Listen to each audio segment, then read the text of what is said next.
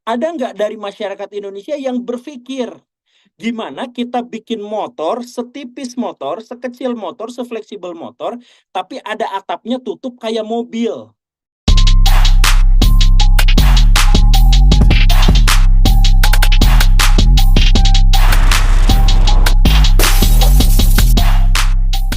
Bu. Nah, baik, kita lanjut ke penanya selanjutnya dari Bapak Abdul. Dipersilakan Pak Abdul untuk menyampaikan pendapat atau diskusi kepada Pak Guru Gembul. Baik, Mas. Terima kasih. Eh, Assalamualaikum warahmatullahi wabarakatuh. Waalaikumsalam warahmatullahi wabarakatuh.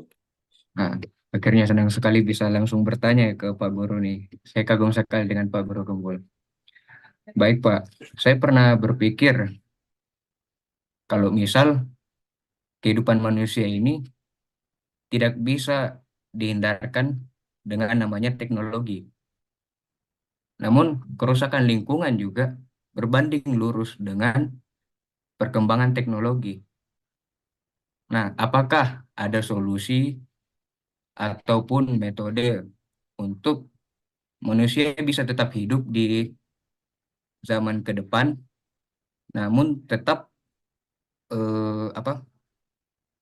Tetap terbantukan dengan teknologi yang terbarukan gitu, teknologi yang makin canggih. Namun dengan kesehatan lingkungan kondisinya itu 100%.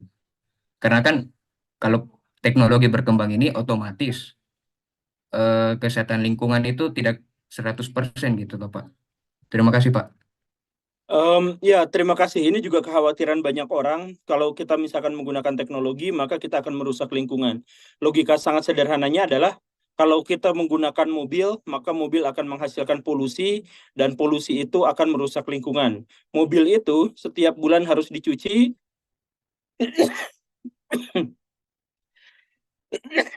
Maaf. Mobil itu setiap hari harus dicuci, dan setelah dicuci, mobil pun itu berarti menyedot air dari dalam tanah. Dan itu juga akhirnya merusak lingkungan. Kemudian mobil itu setiap 2 bulan sekali pasti aja ganti oli, ganti spare part, yang itu juga bahan-bahannya dari merusak lingkungan, bahan fosil dan sebagainya. Kok jadi batuk ya? Di sini dingin gara-gara hujan. Nah, tapi saya jelaskan begini. Sekarang teknologi itu biasa dikategorikan ada 2 kategori. Yang pertama itu adalah teknologi biru atau teknologi hijau dengan teknologi merah.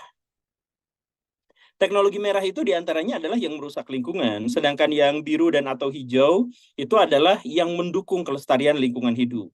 Seperti contoh yang disebutkan tadi, dulu kita itu menggunakan mobil, dan mobil itu sekarang merusak lingkungan. Maka teknologi apa yang sekarang berkembang di Eropa, di Cina, di Jepang, dan sebagainya adalah teknologi yang lebih ramah lingkungan.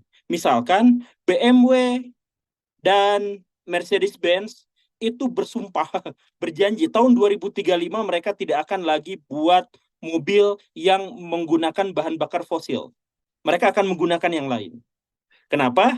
Karena demi kelestarian lingkungan hidup. Jadi sekarang trennya memang teknologi itu mengarah ke teknologi biru dan hijau.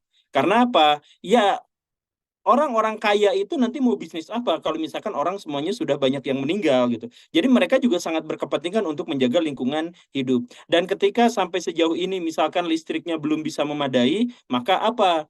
Muncul aturan-aturan ketat di mana misalkan si mobil tidak boleh mengeluarkan emisi sekian-sekian gitu. Kalau mengeluarkan emisi, maka si perusahaan itu tidak diperkenankan untuk membuat mobil gitu. Ya ada seperti itu. Di Cina misalkan, yang sekarang balik lagi ke Cina ya, karena Cina itu sekarang memang lagi gembar-gembornya. Mereka sekarang mengembangkan mobil listrik terbesar di seluruh dunia. Nah, setelah mobil listrik terbesar di seluruh dunia itu dibuat, lalu apa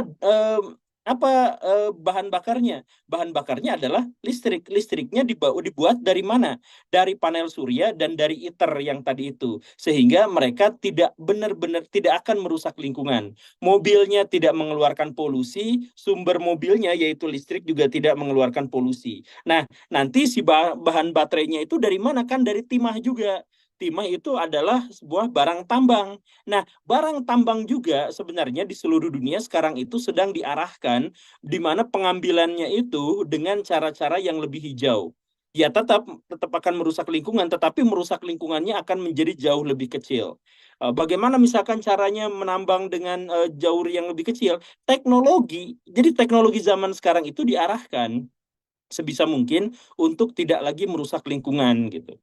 Nah, kurang lebihnya seperti itu. Jadi sekarang misal ya, mobil listrik di Indonesia dan mobil hybrid itu pajaknya dikurangin sama pemerintah. Dan kalau misalkan main ke Jakarta, kan di Jakarta itu ada aturan ganjil genap. Hari tertentu harus plat nomornya yang ganjil, yang lain genap. Kalau tidak seperti itu maka akan ditilang gitu, menggunakan hal-hal yang semacam itu. Nah, kalau misalkan kita menggunakan mobil listrik atau mobil hybrid, maka tidak akan ditilang, dipersilahkan. Jadi sebenarnya sekarang dorongan atau tren manusia itu adalah untuk mencari sumber-sumber energi yang ramah lingkungan. Contoh rumah-rumah Bapak yang sekarang tadi bertanya itu menggunakan LED bukan? Nah, LED itu jauh lebih ramah lingkungan daripada lampu bohlam yang dulu. Dulu lampu bohlam itu untuk menjadi sangat terang benderang butuh 5 watt, butuh 25 watt, butuh 30 watt. Sekarang lampu LED yang 5 watt itu setara dengan kecerahan yang dihasilkan lampu bohlam yang sampai 50 watt. Itu betul kan? Nah, kenapa bisa seperti itu? Karena kecenderungan tren perkembangan teknologi sekarang itu menjadi semakin ramah lingkungan. Jadi, sekarang tinggal kita saja yang memilih apakah kita memilih yang ramah lingkungan atau yang tidak. Tetapi yang jelas trennya sekarang itu ke arah ramah lingkungan. Dan perusahaan-perusahaan besar juga terdorong untuk melakukan itu. Termasuk bahkan Aramco, penghasil minyak terbesar di seluruh dunia yang ada di Saudi Arabia, itu sekarang juga kan sedang merupakan berinvestasi besar-besaran terhadap sumber-sumber energi terbarukan. Jadi mereka target 2030 mereka tidak akan lagi tergantung pada minyak. Artinya suplai minyak akan dikurangi pada waktu itu dalam dalam hitung-hitungan yang cukup signifikan. Begitu Pak, terima kasih. Nah, itu perusahaan-perusahaan besar, sekarang tinggal kita aja yang kecil-kecil. Kita kalau mungkin beli motor listrik gitu, karena sudah dibuat gitu kan. Kalau mungkin beli mobil listrik gitu. Ya, begitulah kurang lebihnya. Baik, terima kasih Pak Guru Gemo. Mungkin saya sebagai moderator ingin bertanya singkat Pak Guru.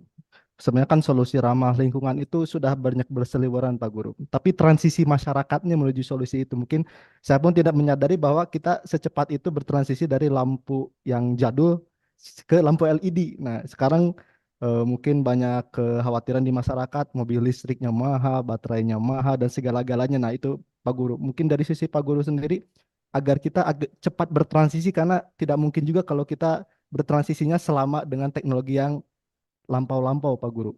Itu bagaimana Pak Guru? Iya, kalau mobil listrik mau murah tuh ya kita bikin sendiri. Iya. Nah, cuman ya ini yang ingin saya tekankan yang tadi saya sampaikan itu. Jadi kalau Indonesia mau, Indonesia itu bisa bikin mobil listrik. Tetapi setiap Indonesia bikin mobil listrik, dihujat, dibully, dijelekin, dan akhirnya nggak laku. Boro-boro laku, diproduksi massal aja enggak. Padahal kita memadai dan memungkinkan untuk bisa bikin mobil itu. Tetapi kenapa kita tidak bikin mobil itu? Karena banyak mafia energi di Indonesia. Jadi banyak tukang batu bara, banyak tukang dagang minyak, banyak tukang ekspor impor mobil Jepang, mobil Cina ke Indonesia. Nah, mereka lah yang menekan supaya perkembangan teknologi di Indonesia itu terhenti di sini saja. Itu banyak, seperti itu. Makanya kita mulainya apa-apa tuh dari mental, memang dari mental masyarakat, bukan dari yang lain-lain. Karena sebenarnya kita tuh mobil listrik mau murah, ya boleh mobil listrik sekarang yang Ioniq misalkan ada 900 juta, 800 juta, wah daripada gitu mendingan beli Avanza 250 juta, 300 juta udah dapat gitu. Nah, jadi solusinya gimana? Ya gak usah beli itu, kita bikin aja. Cuman biaya risetnya kecil. Padahal kalau misalkan kita riset, kita bikin. Atau misalkan gini Kang, Akang Teteh yang mendengar podcast ini, atau obrolan ini bukan podcast ya, obrolan ini, ada nggak yang kepikiran gini nih, kalau kita naik mobil, itu kita kejebak macet, dan kita menyebarkan polusi lebih banyak. Karena apa? Karena mobil tuh besar. Kalau misalkan kita naik motor, bisa selap-selip. Tapi kalau hujan kehujanan, kalau panas kepanasan. Ada nggak dari masyarakat Indonesia yang berpikir, gimana kita bikin motor, setipis motor, sekecil motor, sefleksibel motor, tapi ada atapnya tutup kayak mobil. Ada nggak yang mau bikin kayak gitu? Ngemodif bisa, bikin sendiri bisa, langsung dijualin ke orang lain juga bisa. Karena banyak di negara-negara maju bikin kayak gitu tuh udah bukan sesuatu yang umum. Kita tuh tidak mau berinovasi gitu. Coba kalau misalkan kita bikin motor, kan gini nih, faktanya. Ibu cek daerah kemacetan di mana-mana, Bapak cek daerah kemacetan di mana-mana, lihat penyebabnya adalah banyaknya mobil. Setiap mobilnya intip ada berapa penumpang yang ada di sana. Cuman satu orang doang, yang nyetirnya doang. Paling banyak 2 orang, itu rata-rata di Indonesia tuh kayak gitu. Artinya apa? Masyarakat kita tuh konsumeris, gengsinya gede gitu. Padahal, coba kalau misalkan daripada seperti itu, mendingan berangkat ke kantor, bikin motor yang ada atapnya. Jadi semua keunggulan mobil dapat, semua kerugian semua keuntungan mobil dan motor juga didapat. Kemudian kita tidak usah bermacet ria dan karena itu kita tidak menghasilkan polusi yang lebih besar. Kenapa nggak kayak gitu? Atau misalkan bikin yang lebih ngejreng lagi. Sepeda ditutup kayak gitu. Kayak mobil tapi ditutup. Itu kan menguntungkan kita. Menguntungkan dalam hal apa? Kita pergi kemana-mana itu sehat. Pergi kemana-mana sehat. Jadi nggak usah nge-gym dan mengurangi biaya kesehatan, mengurangi biaya pengobatan. Setelah itu, kita juga tidak terlalu gendut. Misalkan kayak saya tidak terlalu gendut. Nah, setelah itu apa? Kita juga ternyata bisa berjalan dari satu tempat ke tempat yang lain, bisa bertransportasi, pergi kemanapun dan sekaligus menyehatkan. Kenapa nggak kayak gitu? Daripada kita naik mobil untuk datang ke gym. Waktunya lama, bahan bakar yang dikeluarkan juga lama. Kenapa nggak kita bikin sepeda yang ditutupin kayak gitu? Itu kan sebenarnya sangat mudah dan sangat bisa kita lakukan itu. Gitu. Saya kemarin sempat bikin, 2 kali saya bikin coba kayak gitu. Nah ini masalah dari kita. 2 kali ditipu. Dibikinin tapi hasilnya luar biasa. Tapi saya mengupayakan itu. 2 kali saya sampai bikin tapi 2 kali dua-duanya gagal. Tapi intinya mungkin nggak kita misalkan melakukan hal yang semacam itu gitu. Jadi kita tubuh lebih sehat, lingkungan lebih baik dan lain sebagainya. Ya kurang lebihnya begitu, Kang. Baik, Pak Guru. Nah, mungkin mohon maaf kepada para peserta saya menyela ya bertanya kepada Pak Guru Gembul. Kita